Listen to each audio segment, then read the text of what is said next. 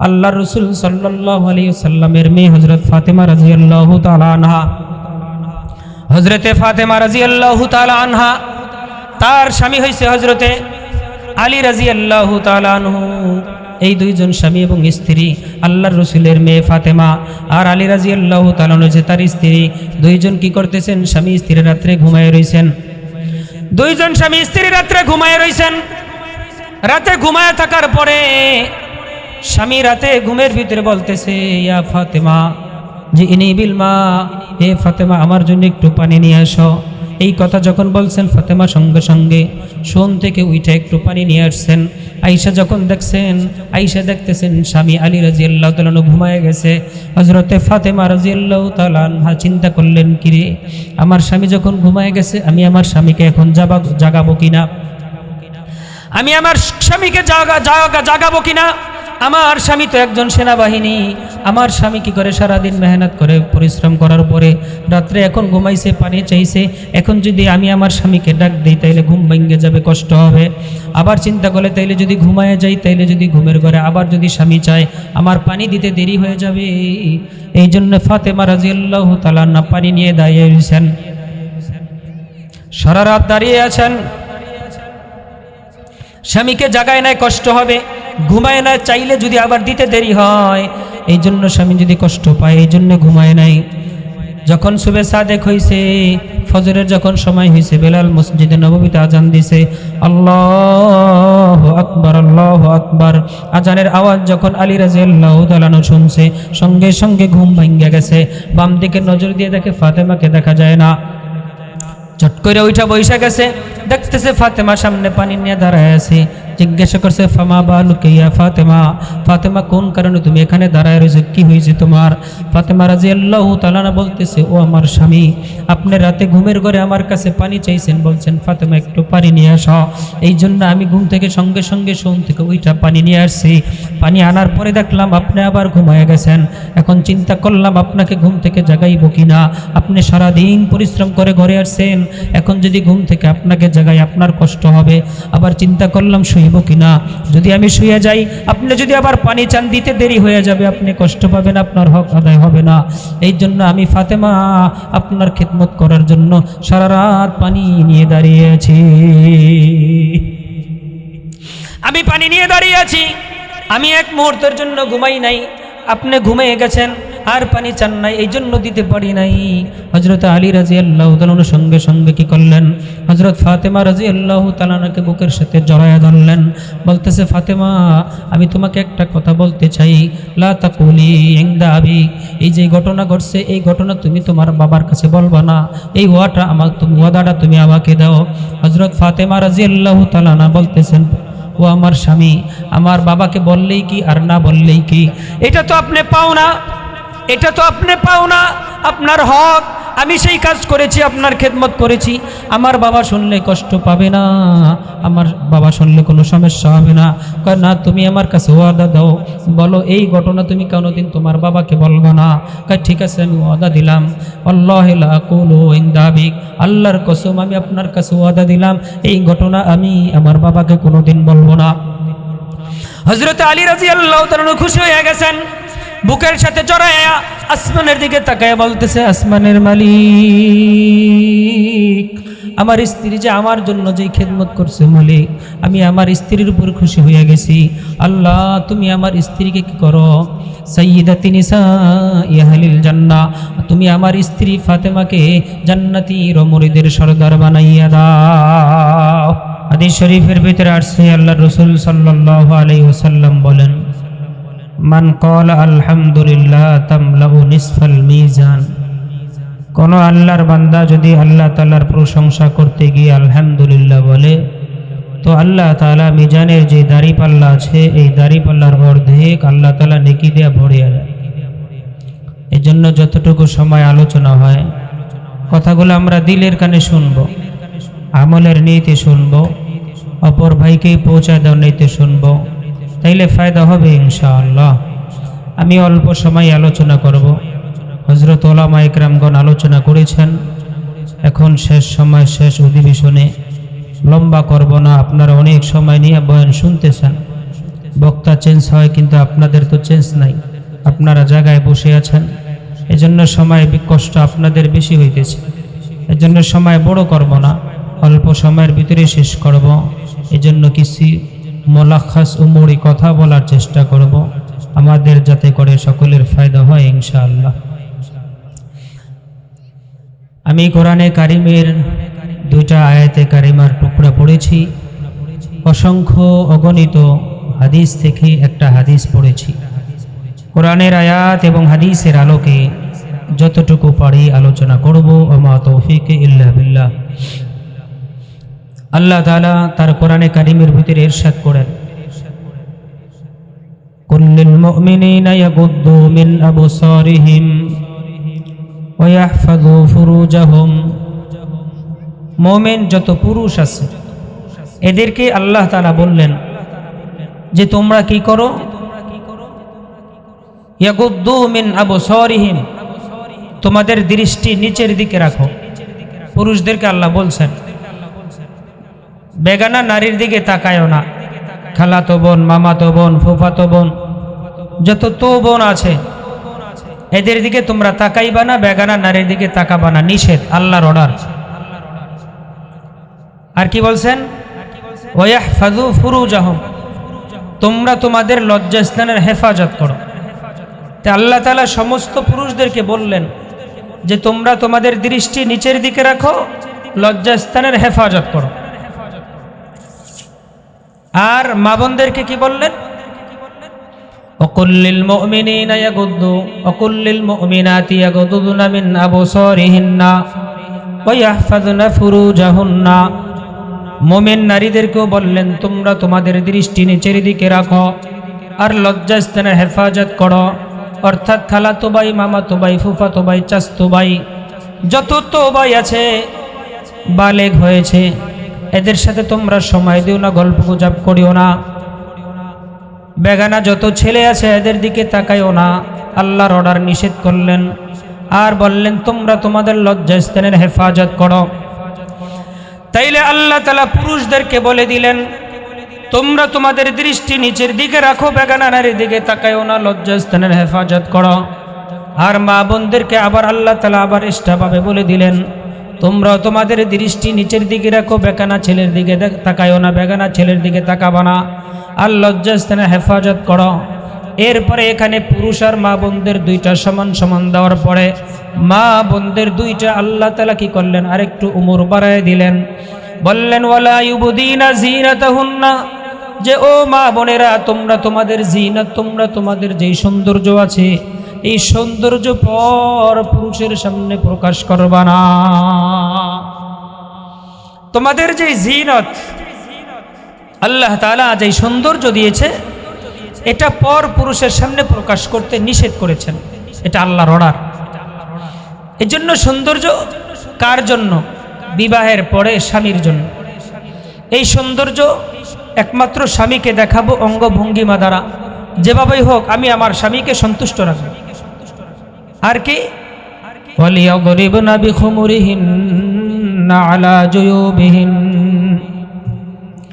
ওয়ালিয়াদরিবনা বিখুমুরিহিন্না আলা জুয়ুবিহিন।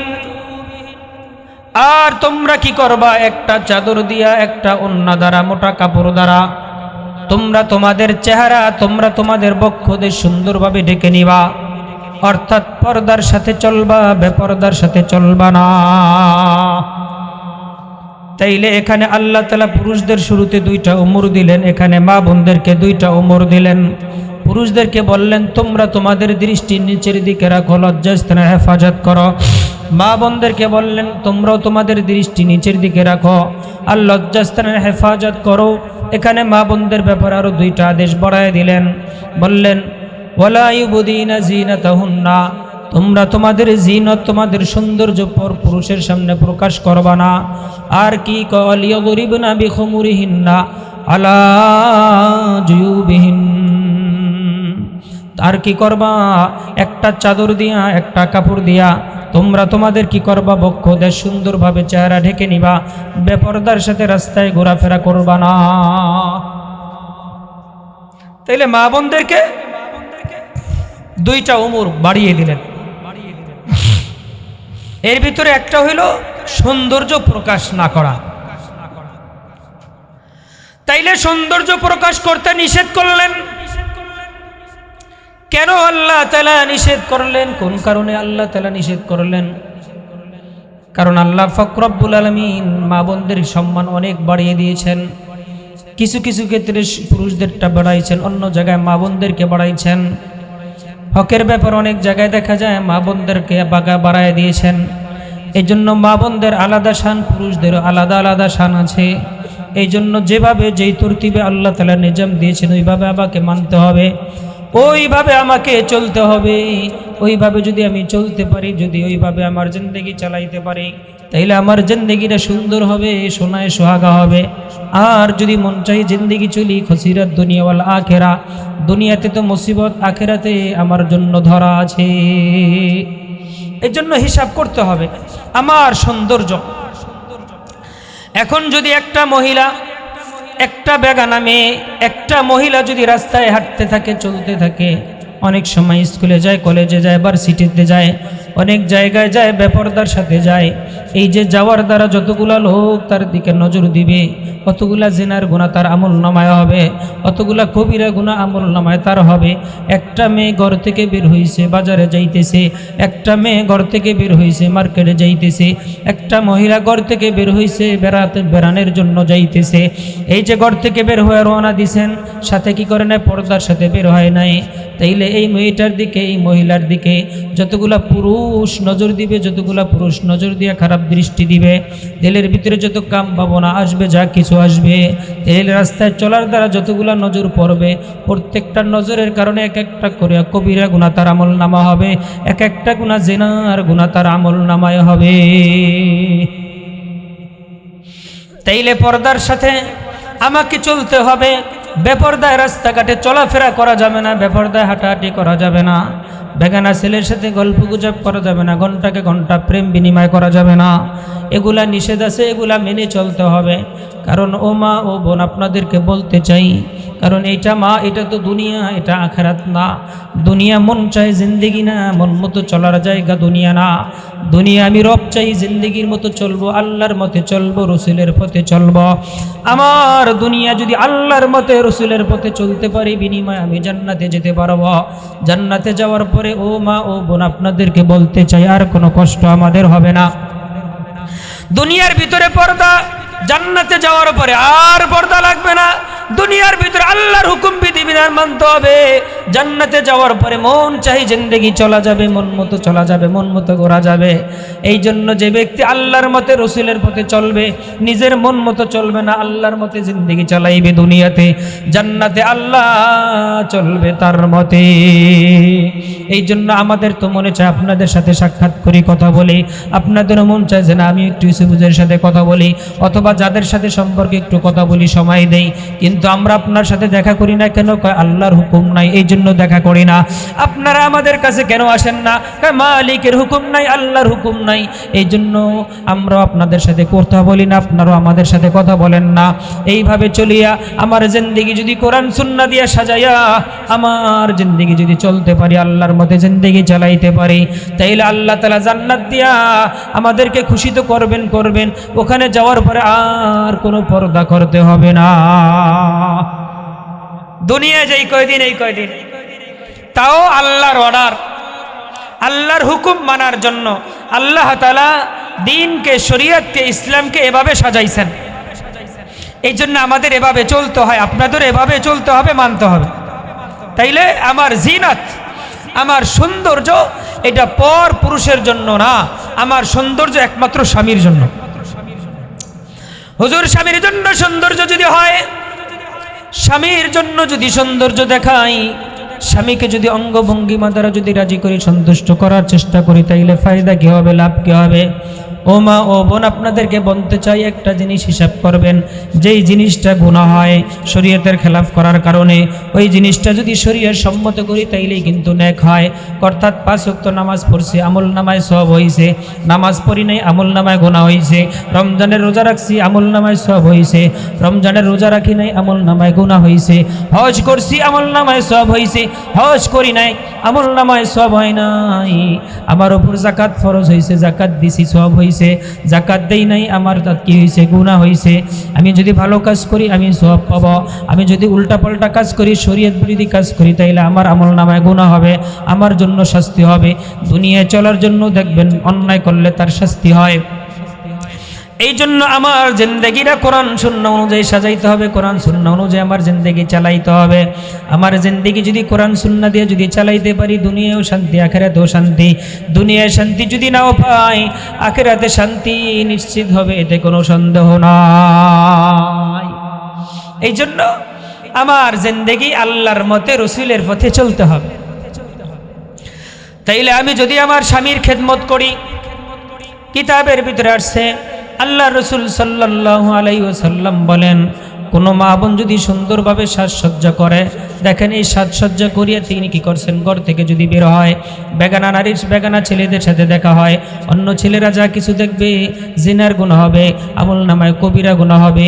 আর যদি ওই সাজসজ্জা তার স্বামীর জন্য করতে থাকে, আল্লাহর মতে যখন হইছে, রসুলের পথে যখন হইছে, তাইলে কি হইল, স্বামীর জন্য সাজার কারণে এই যে স্বামীকে অঙ্গভঙ্গিমা দ্বারা খুশি করছে, এই সাজতে যেয়ে যদি সে 1 ঘন্টা সময় লস করে, 2 ঘন্টা যদি আয়নার সামনে দাঁড়ায় দাঁড়ায় সে সাজে, তাইলে এই স্বামীর জন্য সাজার কারণে এই 2 ঘন্টা যায় নামাজে দাঁড়ায় নামাজ পড়লে যেই পরিমাণ সওয়াব হয়, ওই পরিমাণ সওয়াব তার আমল নামায় হবে। তাইলে বেপরদার সাথে আমি বাহিরে গেছি, যতগুলা বেগানা ছেলের সাথে সাক্ষাৎ হইছে, আমল নামায় কবিরা গুনাহ হইছে, আমল নামায় জেনার গুনাহ হইছে। আর যদি আমি সাজিয়া গুজিয়া আমি হালালভাবে আমি আমার স্বামীর সামনে যদি অঙ্গভঙ্গিমায় চলি, সুন্দরভাবে চলি, আমি আমার স্বামীকে সন্তুষ্ট রাখি, আমি আমার স্বামীকে যদি সাজিয়ে গুজিয়ে সুন্দর করে আমার স্বামীকে দেখাই, যতক্ষণ তার সাথে সময় দিব অতক্ষণ আমল নামায় সওয়াব হবে। কারণটা কি, আমার বেগানা নারীর দিকে তাকাইলে গুনাহ হয়, বেগানা নারীর দিকে কথা বললে গুনাহ হয়, বেগানা নারীর সাথে প্রেম বিনিময় করলে গুনাহ হয়, বেগানা মহিলার সাথে ঘন্টাকে ঘন্টা আলোচনা করলে, প্রেম বিনিময় করলে আমার আমল নামায় গুনাহ হয়। আর যদি মেলামেশা করে, ধরলে ছুঁইলে, সব লাইনে যখন গুনাহ হয়, ওইটাই যখন শরীয়তের ভিতরে আইসে আপনি আপনার স্বামীর সাথে করবেন, তাইলে কি হবে, কার স্বামীর সাথে বৈশা স্বামীকে খানা খাওয়াই দিল, সদগার সওয়াব হয়। স্বামীর সাথে হাসি মুখে কথা বললে সদগার সওয়াব হয়। আর স্বামীর সাথে উত্তম ব্যবহার করলে সদগার সওয়াব হয়। স্বামীর সাথে গল্প গুজব করলে সওয়াব হয়। স্বামীর সাথে মেলামেশা করলে সওয়াব হয়। বা স্বামীর দিকে তাকায় থাকলেও সওয়াব হয়। স্বামী স্ত্রী উভয়ের দিকে তাকায় থাকলে উভয়ের আমল নামায় সওয়াব হইতে থাকে। কারণ এটা শরীয়ত বিরোধী যখন হয় তখন গুনাহ হয়, আর যখন শরীয়ত সম্মত হয় তখন এটা নেক হয়। এই জন্য আমার জিন্দেগি শরীয়ত সম্মত করতে হবে, আল্লাহর মতে রসুলের পথে জিন্দেগি চালাইতে হবে। এটা আমাকে হিসাব করতে হবে। এই জন্য একটু হিসাব করবেন, মা বোনরা একটু হিসাব করবেন, ছেলে সন্তানরা কেন খারাপ হইতেছে। এই ছেলে সন্তান খারাপ হওয়ার পিছনে মা বাবার অনেক অবদান আছে, যে তাদের কমতির কারণে ছেলে সন্তানগুলো নষ্ট হয়। আল্লাহ রসুল বলেন, قال رسول الله صلى الله عليه وسلم قال رسول الله صلى الله عليه وسلم كل مولود يولد على فطرة الإسلام فأبواه يهودانه أو ينصرانه أو يمجسان। আল্লাহর রাসূল সাল্লাল্লাহু আলাইহি ওয়াসাল্লাম বলেন, যত সন্তান দুনিয়াতে আসে প্রত্যেকটা সন্তান কি করে, মার রেহেম থেকে যখন দুনিয়াতে আসে সে ইসলামী ফিতরত নিয়েই দুনিয়াতে আসে। তাইলে যত সন্তান দুনিয়াতে আসে ইসলামী ফিতরত নিয়ে দুনিয়াতে আসে। ফাবাওয়াহু, তার মা বাবার কারণে সন্তান ইহুদি হয়, মা বাবার কারণে সন্তান নাসারা হয়, মা বাবার কারণে সন্তান ইহুদি হয়। সন্তান তো ইসলামী ফিতরত নিয়ে জন্মাইছিল, কিন্তু মা বাবা ইহুদি, সন্তান ইহুদি, মা বাবা নাসারা, সন্তান নাসারা। মা বাবা হিন্দু, সন্তান হিন্দু হইছে, এই জন্য দেখা গেছে আমরা তো মুসলমানের ঘরেই জন্মাইছিলাম, আজকে মুসলমানের ঘরে জন্মানোর কারণে সন্তান আজকে নেক সন্তান কেন হয় না? মা বাবার আখলাক সুন্দর না, এই জন্য সন্তানের আখলাক সুন্দর না। মা বাবার ব্যবহার ভালো না, সন্তানের ব্যবহার ভালো না। মা বাবার মুখের জবান ভালো না, সন্তানের জবান ভালো না। মা বাবা আদব কাদাব নাই, সন্তানের ভিতরে আদবগুলো আদব আখলাকগুলো নাই। মা বাবা নামাজ পড়ে না, সন্তান নামাজ পড়ে না। মা বাবা বেনামাজি, সন্তান বেনামাজি। মা বাবা রোজা রাখে না, সন্তান রোজা রাখে না। মা বাবা হজ করে না, সন্তান হজ করে না। মা বাবা যাকাত দেয় না, সন্তান যাকাত দেয় না। মা বাবা তার মা বাবার খেদমত করে নাই, সন্তান তাদের খেদমত করে না। আজকে দেখা গেছে শ্বশুর শাশুড়ির খেদমত করে না, অবহেলা করে। আজকে আমাদেরও যখন বউ ঘরে আসে, ছেলের বউ যখন ঘরে আসে, তখন তারাও আমাদের খেদমত করে না, আমাদের বিরোধিতা করে।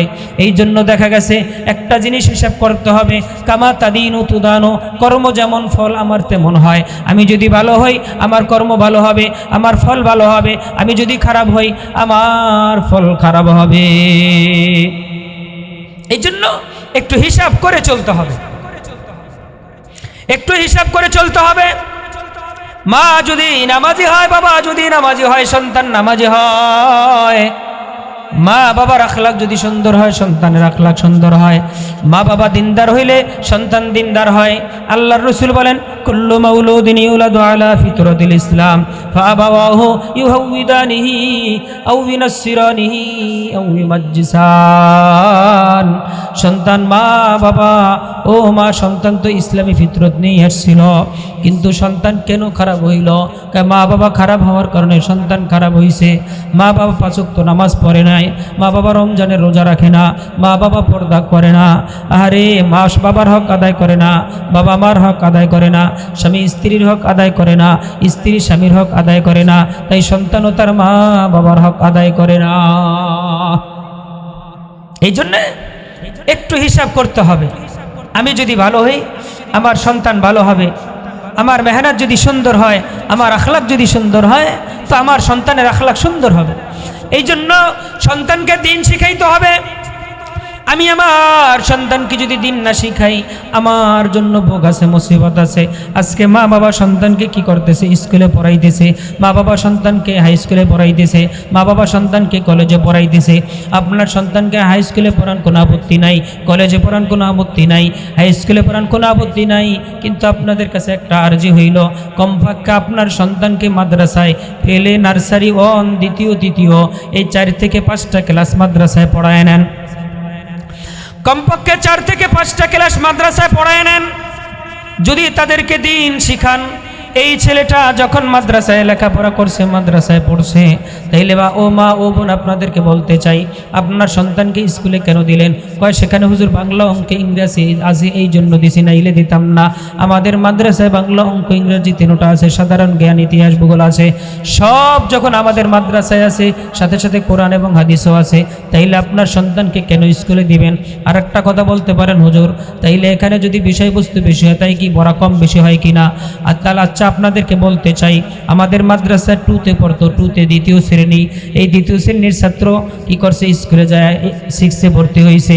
আমাদের দ্বিতীয় শ্রেণীর ছাত্রী স্কুলে যায় 7এ ভর্তি হয়েছে। তাইলে আমার 2র ছাত্রছাত্রী যদি স্কুলে 6, 7এ ভর্তি হইতে পারে, তাইলে মাদ্রাসায় লেখাপড়া কেমন হয়?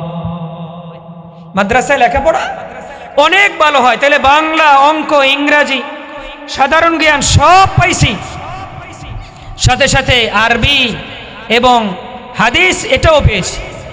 হুজুর মাদ্রাসা কমপক্ষে পড়ায় নেন, নুরানিটা কমপক্ষে পড়ান।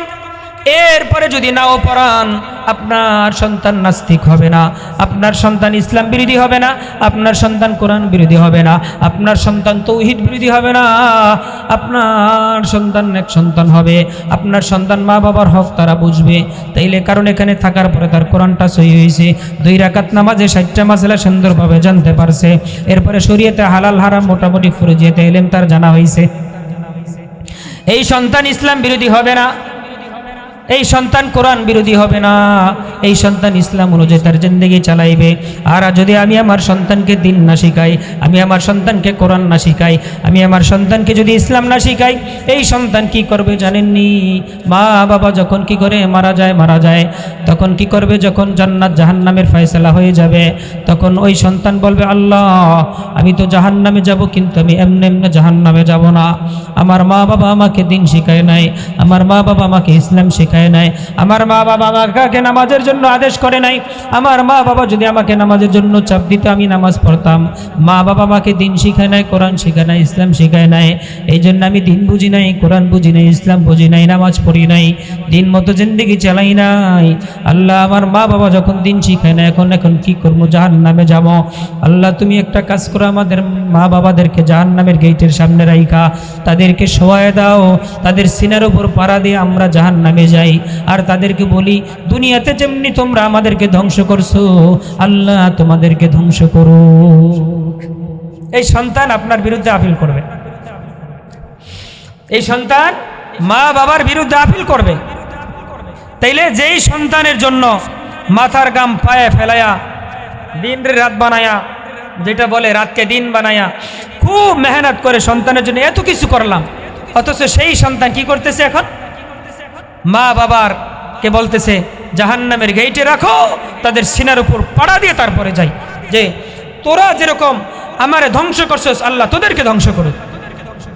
কি জন্য এত কিছু করলাম সন্তানের? এই জন্য মা বোনদেরকে বলতে চাই, যারা আসছেন, যে সন্তানদেরকে কমপক্ষে মাদ্রাসায় দিয়ে আপনারা ফরজিয়াতে এলেমটা শিখান, এরপরে আপনারা জেনে নেন, কোনো আপত্তি নাই। এখানে বাংলা, অঙ্ক, ইংরাজি, ইতিহাস, ভূগোল, সাধারণ জ্ঞান সব আছে, সাথে সাথে কোরআন সুন্নাহ আছে, কোরআন হাদিস আছে, সুন্দরভাবে শিখে এরপরে যেতে পারে। এই জন্য এই মাদ্রাসা আপনাদের জন্য হয়েছে, ছেলে সন্তানদেরকে দ্বীনের লাইনে ওঠার একটা সহজ পন্থা হয়েছে। এরপরেও যদি আমি আমার ছেলে মেয়েদেরকে, সন্তানদেরকে মাদ্রাসায় না দেই, তো আমি মা বাবা হতভাগা, কপাল পোড়া, দুর্ভাগা। একটা হাদিস পড়েছিলাম, হাদিসের তর্জমা এরপরে সংক্ষেপে আমি শেষ করে দিব। আল্লাহ রসুল বলেন, হাদিসটা অন্য অন্য ওলামা একরাম তারাও বলেছে, এজন্য এই হাদিসের আলোচনাটা বড় করব না। আল্লাহ রসুল বলেন, قال رسول الله صلى الله عليه وسلم قال رسول الله صلى الله عليه وسلم المرأة إذا صلت خمسها وصامت شهرها وأحسنت فرجها وأطاعت بالها فلتدخل من أي أبواب الجنة شاءت। আল্লাহর রসুল বলেন, যে সমস্ত মা বোনেরা 4টা হুকুম আদায় করবে, 4টা কাজ করবে, জান্নাতের 8টা দরজা তাদের জন্য খোলা থাকবে, যে কোনো দরজা দিয়ে আল্লাহর জান্নাতে চলে যাবে। 1 নম্বর 5 ওয়াক্ত নামাজ পড়বে, 2 নম্বর রমজানের রোজা রাখবে, 3 নম্বর লজ্জাস্থানে হেফাজত করবে, 4 নম্বর স্বামীর খেদমত করবে। এখানে আমরা মা বোন যারা আছি, 3টা সবাই মানে মোটামুটি মেহনত করে, একটাই দুর্বল, 3টা মোটামুটি আদায় করে, 5 ওয়াক্ত নামাজ পড়বে, রমজানের রোজা রাখে, লজ্জাস্থানে হেফাজত করে, কিন্তু স্বামীর খেদমত করতে মনে চায় না। হুজুর আপনার বাইরে তো সহ্য করে নিতেই পারি না, আপনার ভাইকে তো মানিয়েই নিতে পারি না, আপনার ভাই শুধু খেস করে, আপনার ভাই বাসায় এলে খালি স্যাঁত করে, এই জন্য মানিয়ে নিতে পারি না, আপনার কাকিরে মানিয়ে, আপনার চাচারে মানিয়ে নিতে পারি না। কেন মানতে পারে না? সে একটু জিদি মানুষ, রাগী মানুষ। এই জন্য উভয়ের ভিতরে ফিকির করতে হবে, স্বামী স্ত্রীর হক আদায় করবে, স্ত্রী স্বামীর হক আদায় করবে। এরকম না যে স্ত্রী খালি স্বামীর হক আদায় করবে আর স্বামী খালি তিরিং বিরিং। এই জন্য মা বোনদেরকে আপনাদেরটা বলে দিচ্ছি, স্বামীরটা বলে দিচ্ছি, আর আপনাদের ব্যাপারে এইটা পুরুষ প্যান্ডেলে বলবো ইনশাআল্লাহ। তাইলে আল্লাহ রসুল সাল্লাল্লাহু আলাইহি ওয়াসাল্লাম বলেন, 5 ওয়াক্ত নামাজ পড়তে হবে, রমজানের রোজা রাখতে হবে, লজ্জাস্থানে হেফাজত করতে হবে, স্বামীর খেদমত করতে হবে। আমি যদি স্বামীর খেদমত করতে পারি, এই 4 গুণ অর্জন করতে পারি, জান্নাতের 8টা দরজা খোলা থাকবে, যে কোনো দরজা দিয়ে আল্লাহর জান্নাতে চলে যাবে। এই জন্য স্বামীর হুকুম ছাড়া ঘর থেকে বের হওয়াও যাবে না, স্বামীর হুকুম ছাড়া রাস্তায় যাওয়া যাবে না, স্বামীর হুকুম ছাড়া হাটে বাজারে কোথাও যাবে না, স্বামীর হুকুম ছাড়া বাবা মারা গেলে, মা মারা গেলে তার জানাজায়ও যাওয়া যাবে না। এই জন্য স্বামীকে মূল্যায়ন করতে হবে, স্বামীকে মূল্য দিতে হবে, কদরদানি করতে হবে। এবং স্বামী আমরা যারা হইছি, স্ত্রীর হক আদায় করতে হবে, স্ত্রীর হক আদায় করতে হবে। এই জন্য স্বামী যারা আছি, আপনার 4টা কাজ স্ত্রীর মাতআম, মাসকান, মালবাস, মোহর, এই 4টা জিনিস স্বামীকে দিতে হবে। মাতআম 1 নম্বরে স্ত্রীর খানার ব্যবস্থা স্বামী করবে, 2 নম্বর মাসকান একটা ঘরের ব্যবস্থা করবে, 3 নম্বর মালবাস লেবাস পোশাক অর্থাৎ তার জামা কাপড় যতটুকু প্রয়োজন এটা দিবে, আর 4 নম্বর তার মহরানা যেটা আছে এটা দিবে। তাইলে এই স্ত্রীর 4টা কাজ তার আদায় করতে হবে। 1 নম্বর মাতআম খানার ব্যবস্থা করতে হবে, মালবাস লেবাস পোশাকের ব্যবস্থা করতে হবে, এরপরে কি করতে হবে? মাঝখান একটা ঘর দিতে হবে। আপনি ঝুপড়ি দিয়া পারেন, পাট করে দিয়া পারেন, টিন দিয়া পারেন, ছন দিয়া পারেন, বন দিয়া পারেন, ইট দিয়া পারেন, আপনার সামর্থ্য অনুযায়ী একটা ঘর করিয়ে দিবেন যেখানে খাস পর্দায় থাকা যায়, এরকম একটা ঘর দিতে হবে।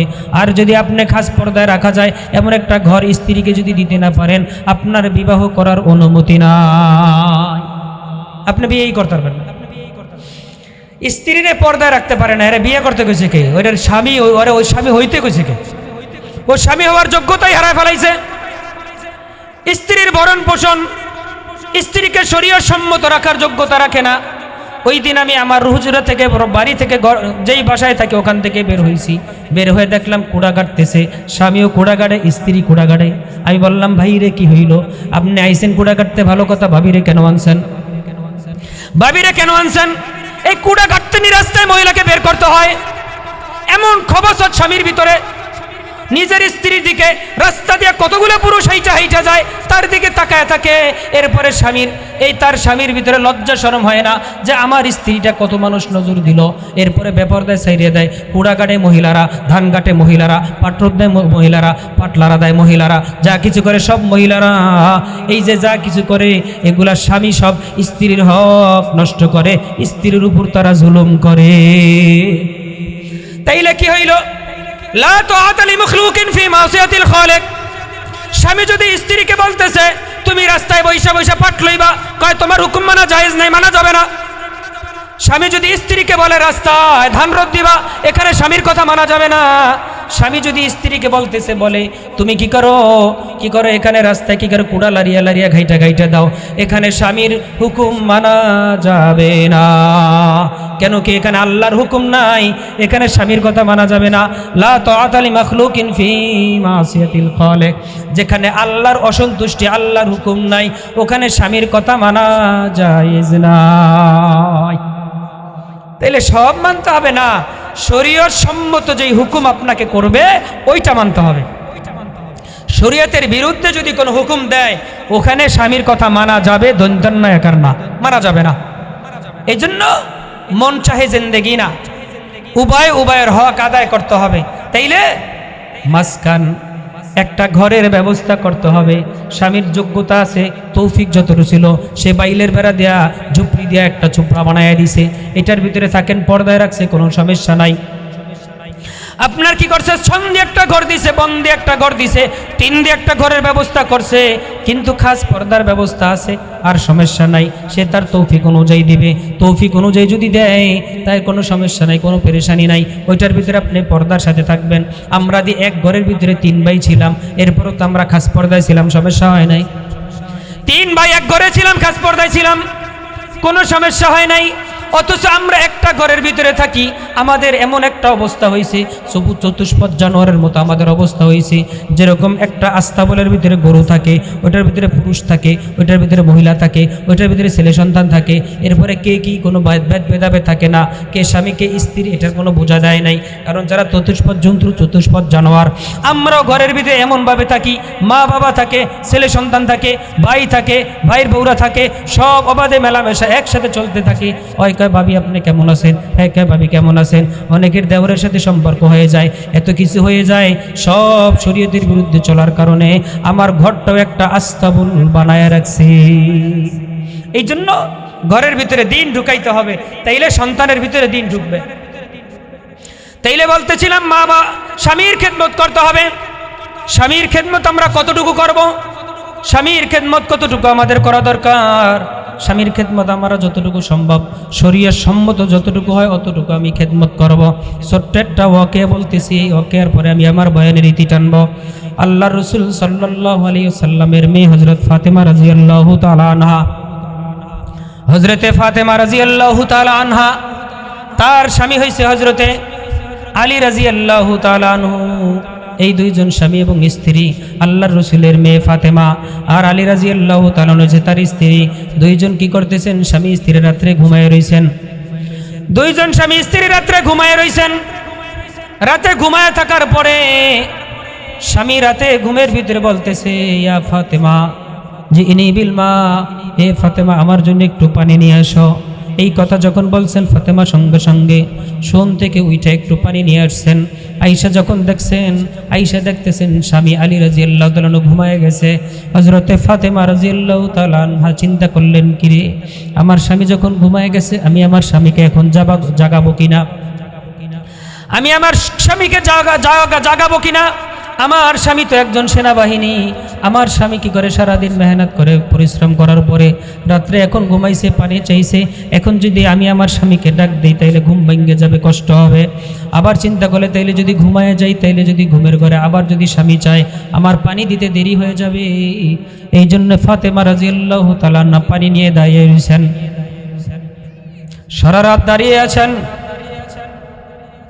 স্বামীকে জাগায় নাই, কষ্ট হবে, ঘুমায় না, চাইলে যদি আবার দিতে দেরি হয়, এই জন্য স্বামী যদি কষ্ট পায় এই জন্য ঘুমায় নাই।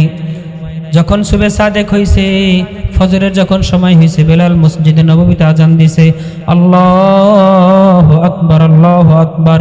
আজানের আওয়াজ যখন আলী রাদিয়াল্লাহু তাআলা আনহু শুনছে, সঙ্গে সঙ্গে ঘুম ভেঙে গেছে। বাম দিকে নজর দিয়ে দেখে ফাতেমাকে দেখা যায় না। চট করে ওইটা বৈশা গেছে, দেখতেছে ফাতেমা সামনে পানি নিয়ে দাঁড়ায় আছে। জিজ্ঞাসা করছে, ফামা বালুকা ইয়া ফাতেমা, ফাতেমা কোন কারণে তুমি এখানে দাঁড়ায় রয়েছে, কি হয়েছে তোমার? ফাতেমা রাদিয়াল্লাহু তাআলা আনহা বলতেছে, ও আমার স্বামী, আপনি রাতে ঘুমের ঘরে আমার কাছে পানি চাইছেন, বলছেন ফাতেমা একটু পানি নিয়ে আসো। এই জন্য আমি ঘুম থেকে সঙ্গে সঙ্গে শোন থেকে ওইটা পানি নিয়ে আসছি। পানি আনার পরে দেখলাম আপনি আবার ঘুমায় গেছেন। এখন চিন্তা করলাম আপনাকে ঘুম থেকে জাগাইব কিনা, আপনি সারাদিন পরিশ্রম করে ঘরে আসছেন, এখন যদি ঘুম থেকে আপনাকে জাগাই আপনার কষ্ট হবে। আবার চিন্তা করলাম শুইব কিনা, যদি আমি শুয়ে যাই আপনি যদি আবার পানি চান দিতে দেরি হয়ে যাবে, আপনি কষ্ট পাবেন, আপনার হক আদায় হবে না। এই জন্য আমি ফাতেমা আপনার খেদমত করার জন্য সারা রাত পানি নিয়ে দাঁড়িয়ে আছি, আমি পানি নিয়ে দাঁড়িয়ে আছি, আমি এক মুহূর্তের জন্য ঘুমাই নাই। আপনি ঘুমিয়ে গেছেন আর পানি চান নাই, এই জন্য দিতে পারি নাই। হযরত আলী রাদিয়াল্লাহু তাআলা আনহু সঙ্গে সঙ্গে কি করলেন? হযরত ফাতেমা রাদিয়াল্লাহু তাআলা আনহাকে বুকের সাথে জড়ায়া ধরলেন, বলতেছে, ফাতেমা আমি তোমাকে একটা কথা বলতে চাই, লা তাকুলি ইনদা আবি, এই যে ঘটনা ঘটছে এই ঘটনা তুমি তোমার বাবার কাছে বলবা না, এই ওয়াদাটা তুমি আমাকে দাও। হযরত ফাতেমা রাদিয়াল্লাহু তাআলা আনহা বলতেছেন, ও আমার স্বামী, আমার বাবাকে বললেই কি আর না বললেই কি, এটা তো আপনি পাও না, এটা তো আপনি পাও না, আপনার হক, আমি সেই কাজ করেছি, আপনার খেদমত করেছি, আমার বাবা শুনলে কষ্ট পাবে না, আমার বাবা শুনলে কোনো সমস্যা হবে না। কয় না, তুমি আমার কাছে ওয়াদা দাও, বলো এই ঘটনা তুমি কোনোদিন তোমার বাবাকে বলবো না। কয় ঠিক আছে, আমি ওয়াদা দিলাম, আল্লাহি লা আকুলু ইনদা আবিক, আল্লাহর কসম আমি আপনার কাছে ওয়াদা দিলাম এই ঘটনা আমি আমার বাবাকে কোনোদিন বলবো না। হযরত আলী রাদিয়াল্লাহু তাআলা খুশি হয়ে গেছেন, বুকের সাথে জড়ায়া আসমানের দিকে তাকায় বলতেছে, আসমানের মালিক, আমার স্ত্রী যে আমার জন্য যেই খেদমত করছে মালিক, আমি আমার স্ত্রীর উপর খুশি হয়ে গেছি। আল্লাহ তুমি আমার স্ত্রীকে কি করো, সাইয়্যিদাতি নিসাই আহলিল জান্নাহ, তুমি আমার স্ত্রী ফাতেমাকে জান্নাতি রমণীদের সরদার বানাইয়া দাও। স্বামী দোয়া করলেন, আল্লাহ তুমি আমার স্ত্রীকে জান্নাতি রমণীদের সরদার বানায় দাও। এই দোয়া যখন করছেন, ফাতাকাব্বালাল্লাহু দুআহু, আল্লাহ পাক রব্বুল আলামিন সঙ্গে সঙ্গে তার দোয়া কবুল করিয়া নিলেন।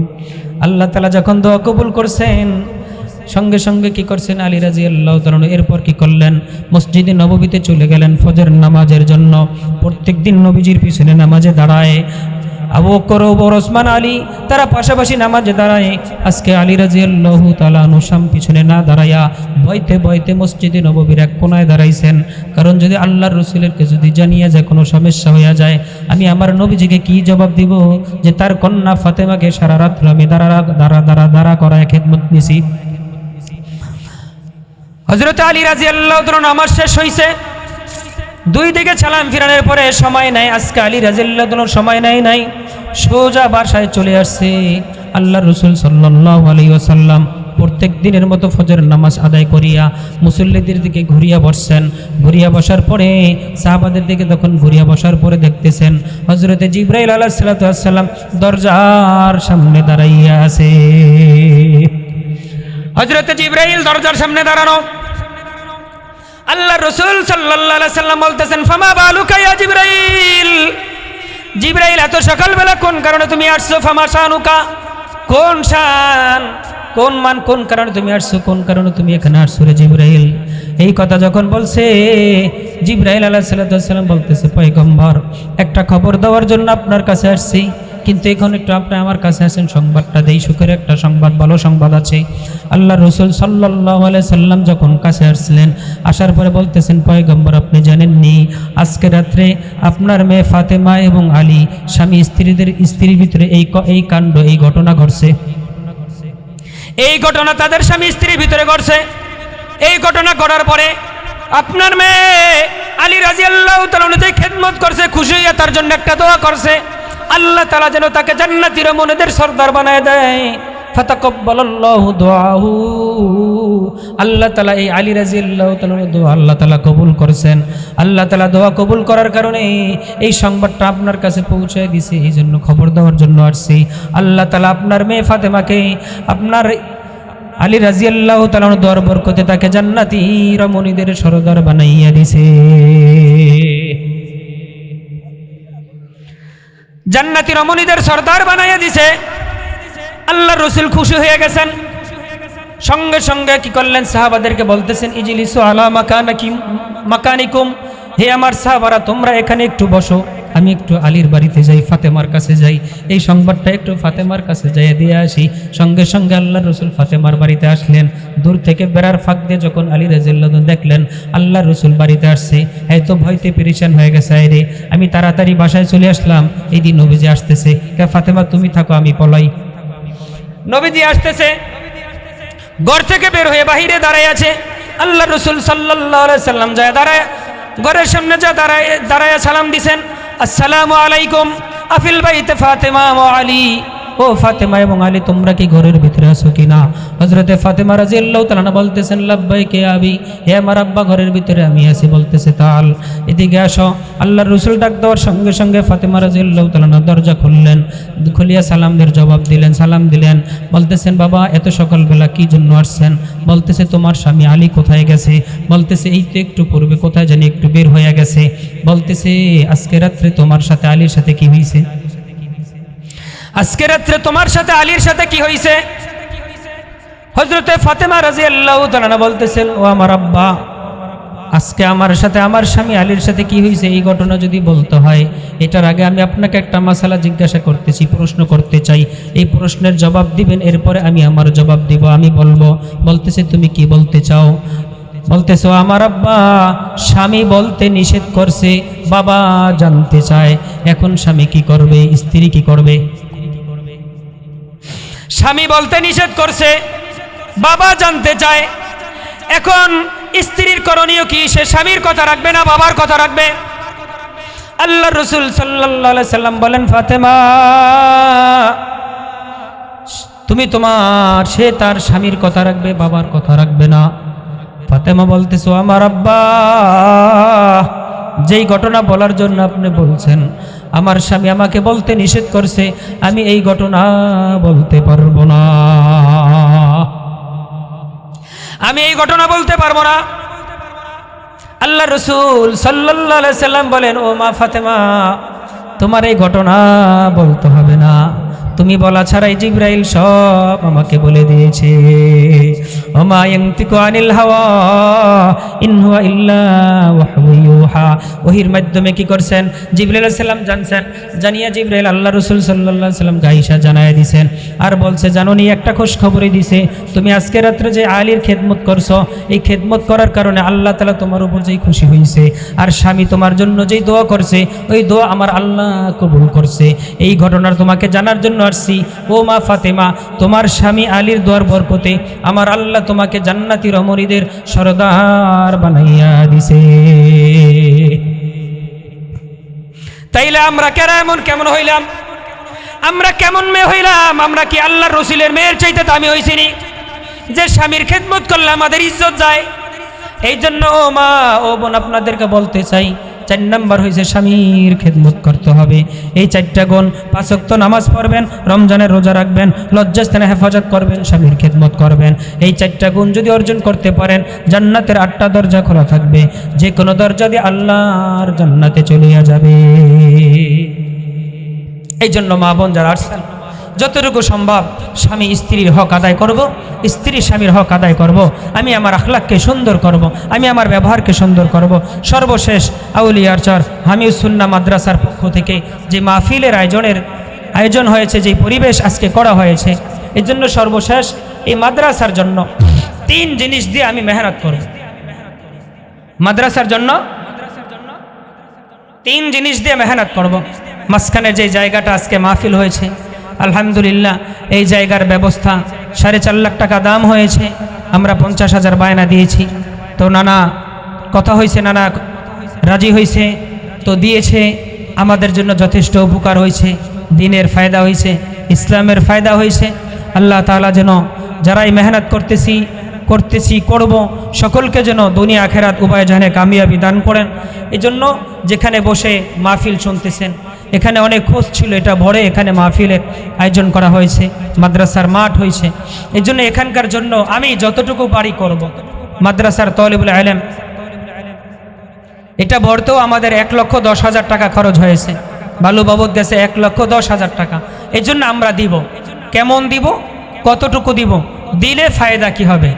যেই ঘটনাটা বলছি, এই ঘটনা থেকে আরেকটু বলে শুনিয়ে এরপরে বলতেছি, শেষ করে দিব। আপনাদের জন্য মেহমানদারির ব্যবস্থা আছে, অল্প সময় একটু জমে বসেন। হযরতে ফাতেমা রাদিয়াল্লাহু তাআলা আনহা, তার ঘরে খাবার নাই। হাসান হোসেন না খায়া কান্নাকাটি করতেছে। ছোট ছোট বাচ্চারা জোরে কথা বলে, একটু থেমে যাও, মাশাআল্লাহ, একটু থামিয়ে দেন, অল্প সময়, 5-7 মিনিট, অল্প 5-10 মিনিট, অল্প, এরপরে শেষ করে দেবো ইনশাআল্লাহ, দোয়া হয়ে যাবে। তো বলতেছিলাম, ফাতেমা রাদিয়াল্লাহু তাআলা আনহার ঘরে খানা নাই। হাসান হোসেন না খায়া কান্নাকাটি করতেছে।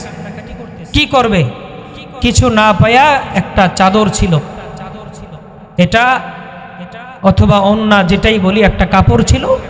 আল্লাহর রাসূল ফাতেমা রাদিয়াল্লাহু তাআলা আনহা স্বামীর কাছে দিলেন, বলতেছেন, স্বামী, ওরা না খায়া কাঁদতেছে, আপনি এটাকে যায়া বাজারে বিক্রি করেন। হযরতে আলী রাদিয়াল্লাহু তাআলা আনহু 6 দিরহাম বিক্রি করছেন। কয় দিরহাম? 6 দিরহাম বিক্রি করার পরে বাজার থেকে কিছু কেনাকাটা করবেন, বাসায় নিয়ে আসবেন। মুসাফির একজন আইসা দাঁড়াইছে, বলতেছে, হে আলী, কয়েকদিন যাবত হয় কিছু খাই না, আমাকে কিছু দাও। চিন্তা করলেন, আল্লাহ তো বলছে চাইলে না বলতে নিষেধ করছে। আলী রাদিয়াল্লাহু চিন্তা করলেন, কি করব? হাতে 6 টাকা ছিল, অর্থাৎ 6 দিরহাম। যেই 6 দিরহাম দিয়ে কি করবে? কিছু খানা কেরাই করে বাড়িতে নিয়ে যাবেন, ছেলে মেয়েদেরকে নিয়ে, স্ত্রী এবং ছেলেকে নিয়ে খানা দানা খাইবেন। কিন্তু সোয়ালকারী যখন চাইছে, সঙ্গে সঙ্গে 6 দিরহাম তাকে দান করিয়া দিছে। 6 দিরহাম দান করিয়া বাজার থেকে যখন মনটা একটু বেজার ক্ষুণ্ণ হইয়া বাসার দিকে চলে আসতেছে, চিন্তা করতেছে, হারে 6 দিরহাম দিয়ে দিলাম, আল্লাহর রাস্তায় দান করে দিলাম, এখন আমি বাসার দিকে যাইতেছি, হাসান হোসেন না খায়া কাঁদতেছে, এদিকে দিলের ভিতরে ব্যথা চলতেছে। একটু দূর যখন সামনে আগাইছে, একটা লোক আইসা সামনে দাঁড়াইছে, বলতেছে, ও আলী, আমার হাতে যে উট আছে, একটা উটের উপর সাওয়ার হইয়া, বলতেছে এই উটটা তুমি ক্রয় করবা কিনা? বলতেছে, দেখো ভাই রে, আমার কাছে কোনো টাকা নাই, আমার কাছে কোনো পয়সা নাই, আমার কাছে কোনো দিনার দিরহাম নাই, আমি 6টা দিরহাম বিক্রি করছিলাম চাদরটা, ওই 6 দিরহাম আমি আল্লাহর রাস্তায় দান করিয়া দিছি, এখন আমার কাছে একটা দিরহামও নাই, আমি কিনতে পারবো না। কয়, তুমি যদি বাকিতে নাও আমি বাকিতে দিব, তুমি যদি বাকিতে নাও বাকিতে দিব। হযরত আলী রাদিয়াল্লাহু তাআলা বলতেছেন, তাইলে তুমি কয় দিরহাম, কয় টাকা বেচবা? ওই লোকটা বলতেছে, ভাই রে 140 দিরহাম দিলেই হবে। চিন্তা করতেছে আলী, কিরি এত সুন্দর একটা উট, এটা 140 দিরহাম কেমনে হয়? 140 দিরহাম এর বিনিময়ে উটটা ক্রয় করছে। ক্রয় করে আলী রাদিয়াল্লাহু তাআলা এটা নিয়ে বাজারে চলে গেছেন, যে বাজারে নিয়ে বিক্রি করলে একটু বেশি বিক্রি করা যাবে। রওনা দিয়ে গেছেন। যাওয়ার পরে সবার আগে একটা লোক সুঠাম দেহের অধিকারী, সুন্দর দেখা যায়, বলতেছে, ও আলী, তুমি তোমার কাছে যেই জিনিসটা আছে এই উটটা বিক্রি করবানি? কাহা বিক্রি করার জন্য তো বাজারে আনছি। কয় দিরহাম বিক্রি করবা? আমি তোমাকে 200 দিরহাম দেব। এই কথা যখন বলছেন, আমার সময় নেওয়ার সময় নাই, তুমি যদি 200 দিরহাম দাও আমাকে দিতে পারো, কারণ হাসান হোসেন ঘরের ভিতরে না খাই আছে, আমার স্ত্রী ঘরের ভিতরে না খাই আছে, তাদের কষ্ট হইতেছে, কান্নাকাটি করতেছে, যা দেওয়ার দিতে পারো।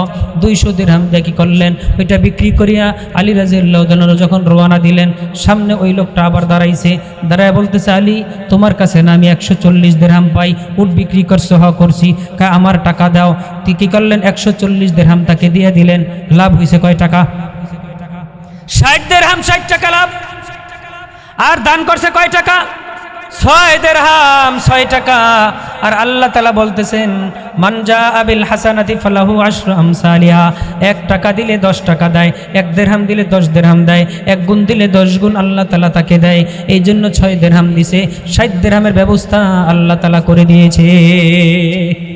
60 দিরহাম পাইয়া আলী রাদিয়াল্লাহু তাআলা সুন্দরভাবে বাজার করিয়া এরপরে কি করলেন, মাথায় টুকরি নিয়া এরপরে বাড়িতে চলে গেলেন। ফাতেমা রাদিয়াল্লাহু তাআলা যখন কি করলেন, এই বাজার দেখলেন, অনেক মাল সামানা দেখলেন, বলতেছেন, ও আমার স্বামী, এতগুলা কেমনে আনছেন? আপনার তো দিছি একটা চাদর মাত্র, এইটার দ্বারা তো এতগুলা খাবার পাওয়ার কথা না, আপনি কি করছেন বলেন? এই খাবার আমি খাবো না। কি পরিমাণ তাহকিক! এই খাবার আমি খাবো না, আমি আমার সন্তান না খায়া মরবে, তারপর আমি আমার সন্তানকে দেব না। আগে বলতে হবে এই টাকা আপনি কোথায় পাইছেন, কেমনে পাইছেন? হযরত আলী রাদিয়াল্লাহু তাআলা ঘটনা জানাইলেন, সঙ্গে সঙ্গে আল্লাহ রাসূল সাল্লাল্লাহু আলাইহি ওয়াসাল্লামের কাছে চলে গেলেন, বলতেছেন, ও আমার আব্বা, আমার স্বামী বাজারে গেছে, এইখানে যাওয়ার পরে আমি একটা চাদর দিছিলাম, সে এই পরিমাণ মাল সামান আনছে, এখন হয়েছে সে এত কিছু আনছে, কিন্তু বিক্রি করছে 6 দিরহাম, কিন্তু 6 দিরহাম দিয়ে এত কেমনে হয়? আলী রাদিয়াল্লাহু তাআলা বলতেছেন, আমি আল্লাহর সাথে ব্যবসা করছি। আল্লাহ রাসূল সাল্লাল্লাহু আলাইহি সাল্লাম বলেন, ও ফাতেমা, ও আলী, তুমি শুনিয়ে রাখো, তোমরা জানো নি যেই লোকটা তোমার কাছে উট বিক্রি করছে, আরে তুমি চেনো? কয় না, আমি চিনি নাই। এর কোনোদিন দেখছো? কয় না, দেখি নাই। কয় দেখতে কেমন দেখা যায়? কয় আমি মক্কা মদিনায় কখন এমন দেখি নাই, আর মক্কা মদিনায় এমন সৌন্দর্য লোক আমি কোনোদিন দেখি নাই, দেখতেও পাই নাই। তখন আল্লাহর রাসূল বলতেছে, যেই লোকটা, যেই ব্যক্তি উট আনিয়া তোমার কাছে বিক্রি করছে, এই দুনিয়ার কোনো মানুষ না, এই হইল হযরতে জিবরাইল। হযরতে জিবরাইল আলাইহিস সালাম তোমার কাছে আইনা উট বিক্রি করছে। এরপরে তুমি যে 200 দিরহাম বিক্রি করছো, এই 200 দিরহাম বিক্রি করছে এই লোকটার তুমি চেনো নি? কয় না, পয়গম্বর চিনি না। এটা দুনিয়ার কোনো কেউ নয়, এটা কোনো মানুষ নয়, এটা হইছে হযরতে মিকাইল আলাইহিস সালাম। তাইলে এই যে ঘোড়াটা দেখছো, যে উটটা দেখছো, এটা জান্নাতি উট ছিল। হাশরের ময়দানে এই আল্লাহর রাস্তায় দান করার কারণে, এই মেহনত করার কারণে, এই কোরবানির কারণে যেই বাহনটা তুমি দেখছো, এই বাহনের উপর ফাতেমা রাদিয়াল্লাহু তাআলা আরোহণ করিয়া পুলসিরাত পার হইয়া আল্লাহর জান্নাতে চলিয়া যাবে।